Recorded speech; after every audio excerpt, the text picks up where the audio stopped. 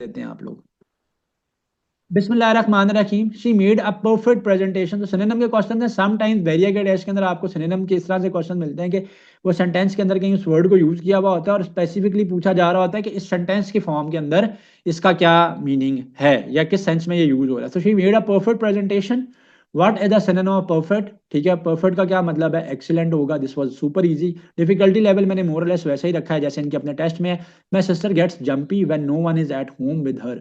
What is the synonym of jumpy? ठीक है, सो jumpy क्या होगा? आप अब आप ये देखो कि ये गलत यहाँ पे मार्क हुआ है। हैप्पी, जॉयफुल और ब्लिसफुल तीनों का सेम मीनिंग है, नर्वस है। ठीक है, यहाँ पे जंपी जो यूज हुआ हुआ है एज अ नर्वस यूज हुआ हुआ है कि वो अकेला घर पे रहने से उसको परेशानी हो जाती है। You will only be storing up trouble if you don't see the doctor now. तो ऑप्शन में आपके पास प्रॉब्लम है, अरेंजमेंट है, आर्ग्यूमेंट है, सैडनेस है। वो ये कह रहा है कि आप अपने मसाइल को बढ़ा दोगे अगर अभी आप डॉक्टर को नहीं देखोगे। समटाइम्स हम किसी को कहते हैं ना यार डॉक्टर को दिखाओ। अगर किसी की कोई लेट से कोई चीज़ है वो हील नहीं हो रही है, कोई उसको इंजरी है हील नहीं हो रही, तो आप यही कहते हैं कि यार don't take it lightly, do consult a doctor otherwise will get into trouble. तो गेट इनटू ट्रबल का मतलब क्या है कि आपकी बीमारी बढ़ जाएगी, प्रॉब्लम ज़्यादा इंक्रीज हो जाएगी। यहाँ पे ये है, I didn't eat anything this morning and now I am famished. Famished का मतलब ये होता है कि when you are extremely hungry. ठीक है ना, बहुत शिद्दत की भूख लगी हुई है। सो फुल का तो मतलब है पेट भरा हुआ होना। डर्टी का मतलब क्या? गंदा, स्लीपी। सो स्टार्विंग का मतलब क्या होता है? शदीद आपको भूख लगी, you are extremely hungry. It's been nearly 3 years since I last met you. What is the synonym of nearly? Nearly का मतलब होता है ऑलमोस्ट। सो यहाँ पे वो ऑलमोस्ट के सेंस में यूज हो रहा है कि तकरीबन 3 साल हो गए मुझे तुमसे मिले हुए। नियर बाय तो यूज होता है कि जब आप किसी लोकेशन के बारे में बता रहे होते हैं कि I am nearby sector I-84 Islamabad. ठीक है, I am nearby the Kachnar park. या लास्ट सीन यू, लास्ट का वर्ड ऑलरेडी यहाँ पे यूज है, सो ऑलमोस्ट यहाँ पे आएगा। Due to scorching heat we decided to stay home and play board games.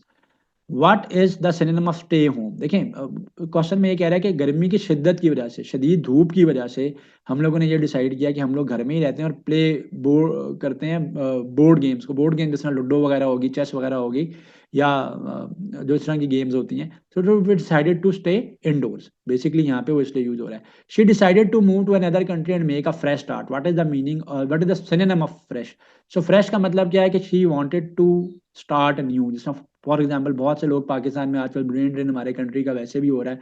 So they are immigrating to other countries to start fresh, to have a new start. She spend the entire afternoon shopping. What is the synonym of entire? Entire का मतलब whole है, तो बहुत easy सा, I am not getting to details of this. Next question is I would be most grateful if you could lend me the book, lend me the book today. What is the synonym of grateful? Grateful का मतलब ये होता है कि आप किसी के बहुत शुक्रगुजार होते हैं। ठीक है, मतलब we should all be grateful to Allah almighty.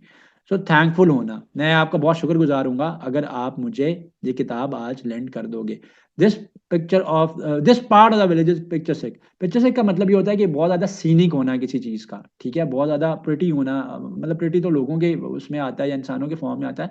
सो अगर आप किसी जगह की वजह से कहोगे तो बहुत ज़्यादा सीनिक है, बहुत ज़्यादा ब्यूटीफुल है। ठीक है, तो यहाँ पे मीनिंग उसका अट्रैक्टिव होगा। I prefer casual clothes like shorts and t-shirts. What is the synonym of casual? So casual का मतलब ये होता है कि things which are informal, जो फॉर्मल नहीं होती। मतलब जिसमें अगर आपने ऑफिस जाना है तो you will be having, you won't be wearing casual clothing, right? So shorts पहन के कोई ऑफिस नहीं जाएगा। कोई शॉर्ट्स पहन के किसी या टी शर्ट पहन के किसी इंपॉर्टेंट इवेंट को अटेंड करने नहीं जाएगा, किसी मीटिंग को अटेंड करने नहीं जाएगा।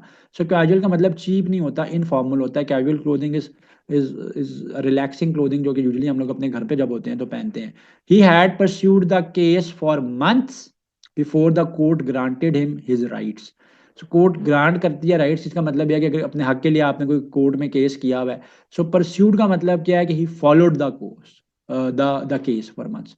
लॉ के अंदर क्या होता है कि जो चीज़ आप, जो राइट्स आप क्लेम करते हो तभी आपको मिलते हैं। Without claiming you don't get the right. The kids in my class are enthusiastic about puzzle. So enthusiastic का मतलब होता है very, having a lot of enthusiasm, having a lot of zeal. ठीक है, excited. What is the synonym of enthusiastic? Passionate, happy, tired, bored. So they are were very passionate about the new puzzles in their class. He will not tolerate any racial prejudice in this class. What is the synonym of tolerate? Tolerate का मतलब होता है बर्दाश्त करना। तो यहाँ पे meaning जो है बहुत ईजी है, एक्सेप्ट।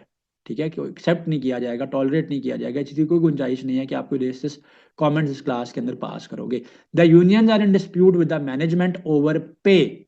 डिस्प्यूट का क्या मतलब होता है? बोन ऑफ कंटेंशन होना, ठीक है, वजह होना किसी बात की, किसी झगड़े की।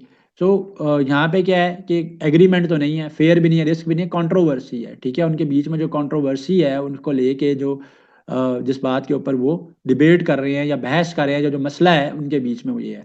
One moment he was standing behind me, the next he vanished in a put off smoke. So this is repeated question, ठीक है। मेरे पास स्टूडेंट फीडबैक से आया था ये। What is the synonym of vanished? Vanished का मतलब होता है किसी चीज़ का गायब हो जाना, डिसअपेयर हो जाना।